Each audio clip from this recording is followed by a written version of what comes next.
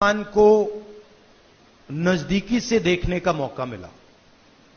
मेरे दिमाग में एक हिंदुस्तान था, एक इंप्रेशन था, और जैसे ही मैं चलना शुरू किया वो इंप्रेशन टूटता गया, बदलता गया, और अंत में जब मैं कश्मीर पहुंचा, मेरा गांधी जी की फिलॉसफी, उसने गांधी जी की फिलॉसफी का प्रयोग किया, मगर जो उनको डायरेक्शन किसने दिया? उनको डायरेक्शन गांधी जी ने दिया, हिंदुस्तान ने दिया। साउथ अफ्रीका में मैं गया था, मंडेला जी ने मुझे यही कहा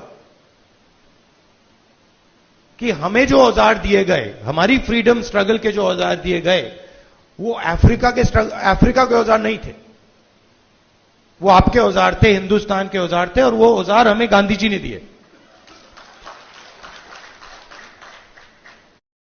लोगों का कर्जा माफ हुआ, जीएसटी का पैसा है, जनता का पैसा है, किसानों का पैसा है, मगर किसानों का 1 रुपया माफ नहीं होता है। और मैंने सरकार के अंदर से देखा है, जब हमने किसान कर्जा माफी की बात उठाई, जब हम सरकार में थे, तो रिस्पांस मिला कि यह ठीक नहीं है, इससे किसान आलसी हो जाएगा।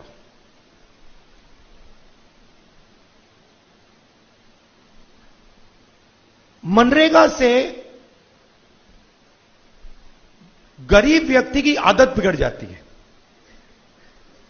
मतलब वो काम कर रहा है,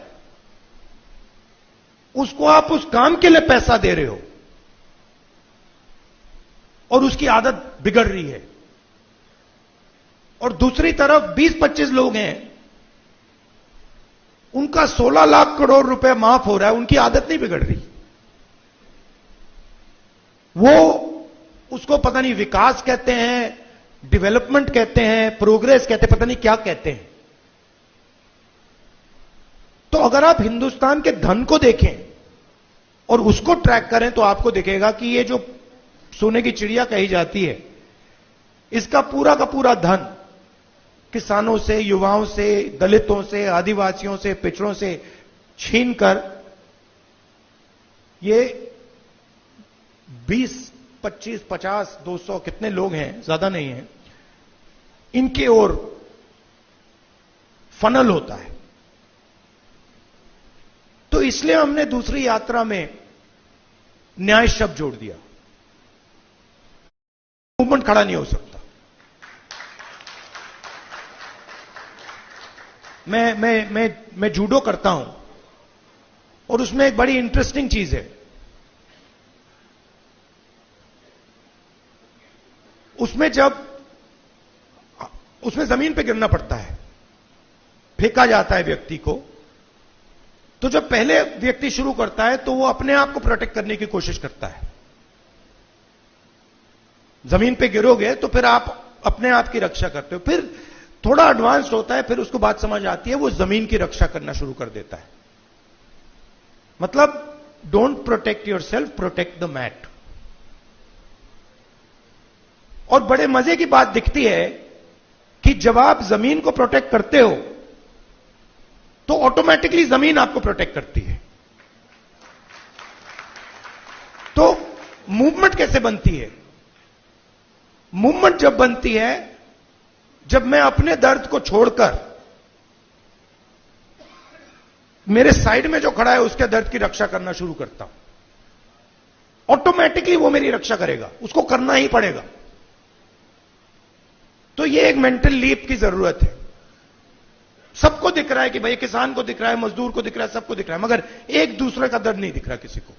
मेरा एक्सपीरियंस है दूसरी यात्रा का। आखिरी बात देखिए, आपने राहुल गांधी का नाम बहुत बहुत बार लिया। कांचा जी मेरे दोस्त हैं, उन्होंने नारे भी दे दिए। ये राहुल गांधी नहीं है, ये हिंदुस्तान में करोड़ों लोगों की फीलिंग है। उनमें से मैं एक हूं और आप मेरे ऊपर फोकस कर देते हैं। बट भारत जोड़ो यात्रा में मैंने अपनी आंखों से देखा, मैं अकेला नहीं चल रहा था, लाखों लोग चले थे मेरे साथ। और एक्चुअली भारत जोड़ो यात्रा की स्ट्रेंथ राहुल गांधी नहीं था, भारत जोड़ो यात्रा की स्ट्रेंथ वो बाकी लोग थे। तो उन पे भी फोकस होना चाहिए। लड़ना हमें एक साथ है और ये हिंदुस्तान के दो एक्सप्रेशंस के बीच में लड़ाई है। ये राहुल गांधी, मोदी, बीजेपी, कांग्रेस के बीच में लड़ाई नहीं है। हिंदुस्तान के नेचर के अंदर दो आत्माएं हैं और ये उन दोनों आत्माओं के बीच में लड़ाई है। एक आत्मा कहती है कि हिंदुस्तान बीच से चलाया जाएगा, ऊपर से चलाया जाएगा और सारे लोग ऊपर देख के ऑर्डर लेके इस देश को चलाएंगे। और ये एक सोचने का तरीका है हिंदुस्तान में। बहुत सारे लोग इसको मानते हैं, एक्सेप्ट करते हैं।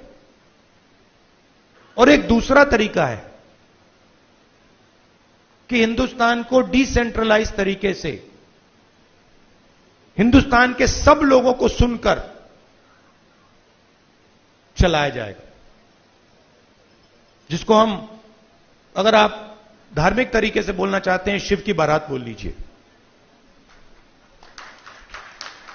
कि सब लोगों को जगह देके निर्णय लिया जाता है। जैसे योगेंद्र यादव जी अभी बैठे हैं, बड़ी इंटरेस्टिंग बात आपको बताऊं। 3-4 महीने पहले इन्होंने हमें कहा, देखिए हमें ये जो गारंटीज हैं, हमें क्लियरली बता देना चाहिए देश को कि इंडिया गठबंधन आएगा तो क्या करेगा। और आज मैंने इनसे पूछा कि आप बताइए, ये जो हमने गारंटीज देश के सामने रखी हैं, इससे आप खुश हैं? तो इन्होंने कहा मैं खुश हूं, मगर बहुत केओटिक डिस्कशन हुआ। केओटिक डिस्कशन हुआ क्योंकि ये एक्चुअली कांग्रेस पार्टी की, राहुल गांधी की, खारगे जी की इंडिया गठबंधन की गारंटीज नहीं है। ये एक्चुअली हिंदुस्तान की आवाज है। उसको हमने चुन चुन के सुन के निकाला है, उसको रिफाइन किया है। बीजेपी ये काम कर ही नहीं सकती क्योंकि उनका तरीका सेंट्रलाइज है, ऊपर से बोलते हैं। नरेंद्र मोदी जी रेडार की बात करेंगे, सब कुछ नरेंद्र मोदी जी से निकलता है। उनके विजन में और आरएसएस के विजन में ज्ञान एक व्यक्ति के पास है, किसान के पास ज्ञान ही नहीं, मजदूर के पास ज्ञान ही नहीं है, बेरोजगार युवक को कोई समझ नहीं है। आईआईटी की डिग्री है तो पूरी दुनिया को समझ गया। यह थिंकिंग है। तो इसके खिलाफ हमारी लड़ाई हो रही है। हिंदुस्तान का सबसे बड़ा साइंटिस्ट, जितना उसमें ज्ञान है उतना ही ज्ञान हिंदुस्तान के किसान में है, बस दूसरे तरीके का है। मैं बंगाल गया और वहां पे वो महिलाएं थी, इसी यात्रा पे महिलाएं थी, वो बीड़ी बना रही थी। उनके हाथ में जो स्किल थी, बीड़ी बनाती थी वो, उनके हाथ में जो स्किल थी मैंने अपनी जिंदगी में कभी पहले नहीं देखी।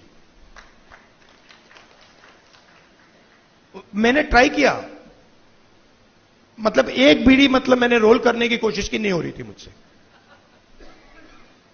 तो वो सालों का मतलब सालों की स्किल है वो, और उसका इस देश में कोई आदर नहीं हो रहा।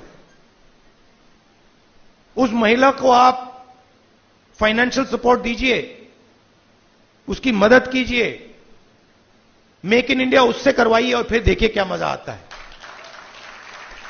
तो ये दो अलग तरीके की सोच की लड़ाई है, इसमें हम सब एक साथ लड़ रहे हैं। बहुत अच्छा लग रहा है और घबराने की कोई जरूरत नहीं है। ये आप मत सोचिए कि बीजेपी आ गई, कॉन्स्टिट्यूशन को खत्म कर देंगे, ये कर देंगे, कुछ नहीं, इनमें इतना दम नहीं है, ये नहीं कर सकते। ये इन्होंने मीडिया को कैप्चर कर रखा है, ये आवाज बहुत करते हैं, मगर सच्चाई और हिंदुस्तान हमारे साइड है। धन्यवाद।